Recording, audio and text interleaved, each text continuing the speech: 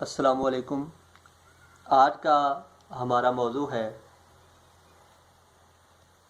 یہ شعر: جس سر کو غرور آج ہے یا تاجوری کا، جس سر کو غرور آج ہے یا تاجوری کا، کل اس پہ یہی شور ہے پھر نوحہ گری کا۔ جب بھی کسی شعر کی تشریح کرتے ہیں تو سب سے پہلے ہمیں اس شعر کے جو اس کے اندر الفاظ ہیں اس کے معنی کا پتہ ہونا بہت ضروری ہے۔ اب اس میں جو الفاظ استعمال ہوئے ہیں ان کے معنی کو جانتے ہیں۔ جس سر کو غرور آج ہے، سر ویسے تو آپ کے جسم کا جو یہ والا حصہ ہے اس کو بھی سر کہا جاتا ہے، لیکن یہاں سر سے مراد انسان ہے، آدمی، ایک جیتا جاگتا وجود، انسان۔ اس کے بعد اگلا لفظ ہے غرور۔ غرور کسے کہتے ہیں؟ غرور کی ڈیفینیشن کیا ہے؟ غرور کس چیز کا نام ہے؟ غرور کا مطلب ہوتا ہے اپنے آپ کو دوسروں سے بہتر سمجھنا اور دوسروں کو اپنے سے کمتر اور گھٹیا سمجھنا، یہ ہوتا ہے غرور۔ جس کے دماغ میں یہ سوچ ہوتی ہے کہ میں سب سے بہترین انسان ہوں اور یہ باقی سارے جو انسان ہیں جو معاشرے میں رہ رہے ہیں میرے ارد گرد، یہ سب کے سب جو ہے یہ کم درجے کے ہیں، مجھ سے نچلے درجے کے ہیں اور گھٹیا انسان ہیں، میری جو ہے وہ یہ توہین ہوتی ہے اگر میں ان سے بات کروں، اس کو کہتے ہیں غرور۔ اس کے بعد اگلا لفظ ہے تاجوری۔ تاجوری بادشاہت کو کہتے ہیں۔ بادشاہت کیا ہوتی ہے؟ جب آپ کے پاس اختیارات ہوتے ہیں تب آپ بادشاہ ہوتے ہیں، آپ کے پاس ایک بادشاہت ہوتی ہے۔ ضروری نہیں ہے کہ آپ کسی ملک کے بادشاہ ہوں، کسی ملک کا اختیار آپ کے ہاتھ میں نہیں، بلکہ اگر ایک آدمی بھی آپ کے ماتحت ہے آپ اس پر بادشاہ ہیں، ٹھیک ہے۔ جب آپ کے پاس اختیارات ہوتے ہیں، آپ کسی پر اپنی مرضی اور حکم چلا سکتے ہیں، تب آپ بادشاہ ہیں۔ جب انسان کو بادشاہت ملتی ہے یعنی اختیار ملتا ہے تو وہ کیا ہوتا ہے؟ وہ سمجھتا ہے کہ میں بہت بہترین انسان ہوں، میرے اندر کچھ کوالٹی ہے جس کی وجہ سے مجھے یہ اختیار ملا ہے، اور وہ یہ سمجھتا ہے کہ باقی جو ہیں یہ اس قابل نہیں تھے، اس لیے جو ہے نا یہ نیچے رہ گئے ہیں۔ تو یہ ہوتا ہے تاجوری کا غرور، ٹھیک ہے نا۔ ہر انسان کو ایک بادشاہت کا، تاجوری کا جو غرور ہوتا ہے وہ کیا ہوتا ہے؟ وہ یہی ہوتا ہے کہ میں سب سے اچھا ہوں، اور اس کی وجہ کیا ہوتی ہے؟ وجہ یہ ہوتی ہے کہ اس کے پاس اختیارات ہوتے ہیں۔ کل اس پہ یہی شور ہے پھر نوحہ گری کا۔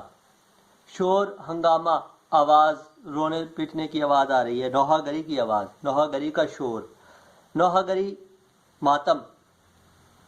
ماتم کرنا، رونا پیٹنا۔ جب کوئی مر جاتا ہے، خاص طور پہ جب کوئی مر جاتا ہے اس پر جو ایک رونا دھونا کیا جاتا ہے، ماتم کیا جاتا ہے، اس کو نوحہ گری کہا جاتا ہے۔ اب دیکھیں، سب سے پہلے جو چیز ہمیں چاہیے تھی وہ ہمیں پتہ چل گئی کہ الفاظ کے معنی ہمیں بہت ضروری تھے۔ اب اگلا جو سٹیپ ہے وہ ہے اس شعر کے مفہوم کو سمجھیں کہ اس شعر کا مفہوم کیا ہے۔ مفہوم بڑا آسان ہے۔ شاعر کہتا ہے کہ جو انسان آج اپنی بادشاہت کی وجہ سے، آج لوگوں پر اختیار اور قدرت رکھنے کی وجہ سے غرور کرتا ہے اور انسان دوسرے انسان کو انسان نہیں سمجھتا اور معاشرے سے الگ تھلگ ہو کے رہتا ہے کہ اور دوسرے انسان کو سمجھتا ہے کہ یہ اس قابل نہیں ہے میں ان سے بات کر سکوں، آج وہ انسان غرور کرتا ہے۔ کل یہیں جہاں آج وہ غرور کر رہا ہے، جہاں آج وہ کسی کو اپنے سے اچھا نہیں سمجھ رہا، یہیں اسی جگہ پر کل وہ ایک مردہ لاش کی صورت بن کر پڑا ہوگا۔ اس کے پاس اتنی اختیار بھی نہیں ہوگی، اتنی قدرت بھی نہیں ہوگی، اتنا اختیار بھی نہیں ہوگا کہ وہ جو ہے وہ اپنا ہاتھ اٹھا سکے، کسی سے کچھ کہہ سکے، بول بھی نہیں سکتا، زبان بھی نہیں لا سکتا، لاش ہے، میت ہے۔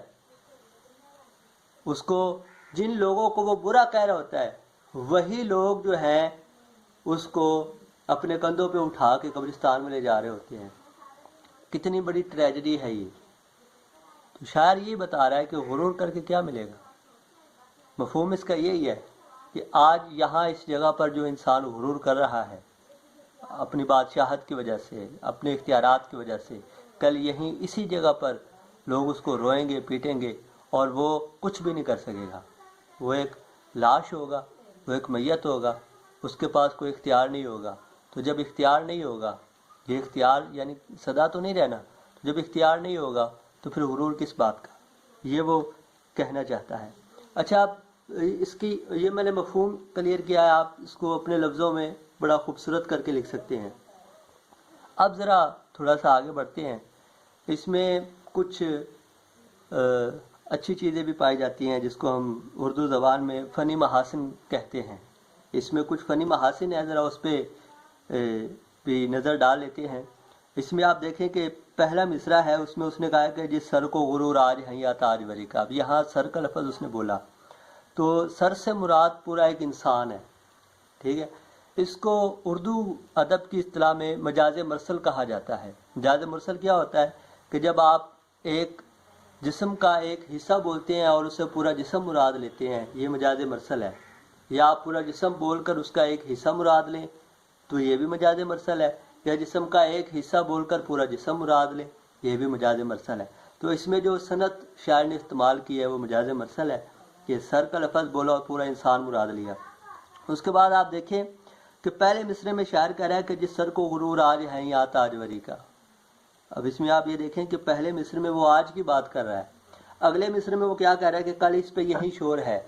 اگلے مصرے میں وہ کل کی بات کر رہا ہے، اور یہاں آج کیا ہے، آج اس کے پاس تاج وری ہے. کل کیا ہے، کل نوحہ گری ہے. ٹھیک ہے، تو یہ تضاد ہے، یہ ہمیں ایک تضاد نظر آ رہا ہے کہ آج بادشاہت ہے، کل نوحہ گری ہے. کل اس پہ رو رہے ہیں، کل اس کے پاس اختیار نہیں ہے. ٹھیک ہے، آج اور کل یہ تضاد ہے. اس کو کہا جاتا ہے صنعت تضاد. جب ایک مصرے میں ایک بات بیان ہو رہی ہو اور دوسرے مصرے میں بالکل اس کے برعکس کوئی اور بات ہو رہی ہو، اس کو تضاد کہا جاتا ہے. صنعت تضاد اس کو اردو کی اصطلاح میں کہا جاتا ہے. تو یہ دو صنعتیں اس شعر میں پائی جاتی ہیں. اس کے علاوہ غزل کا مطلع ہے. پہلا شعر ہے تاج وری اور نوحہ گری، اس کے قافیہ ہیں، اور لفظ کا جو ہے یہ اس کی ردیف ہے. اور اگر اس غزل کی زمین دیکھنی ہو کہ اس غزل کی زمین کیا ہے، تو جو غزل ہوتی ہے اس کا جو قافیہ ہوتا ہے اور اس کا جو ردیف ہوتا ہے، اس کو جب ہم ملاتے ہیں تو اس کو غزل کی زمین کہا جاتا ہے. تو یہ جس غزل کا یہ پہلا شعر ہے، اس غزل کی زمین ہے تاج وری کا نوحہ گری کا. یہ اس غزل کی زمین ہے. اس میں آپ دیکھ رہے ہیں بہت ہی خوبصورتی کے ساتھ اس نے جو ہے وہ لکھا ہے، ردیف کافی استعمال کیا ہے. تو اسی حوالے سے ایک شعر جو ہے جس کے ساتھ میں آج کے لیکچر کا اختتام کرنا چاہتا ہوں، اور وہ شعر اسی کے ریلیٹڈ ہے، آپ تشریح میں لکھ سکتے ہیں. غالباً میر تقی میر کا ہی شعر ہے.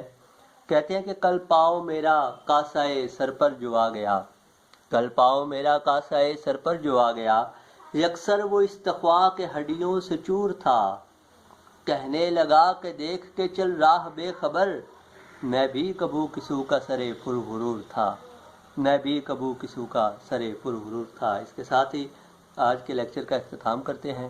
انشاءاللہ آپ سے ملاقات ہوگی اگلے لیکچر کے ساتھ. تب تک اللہ حافظ.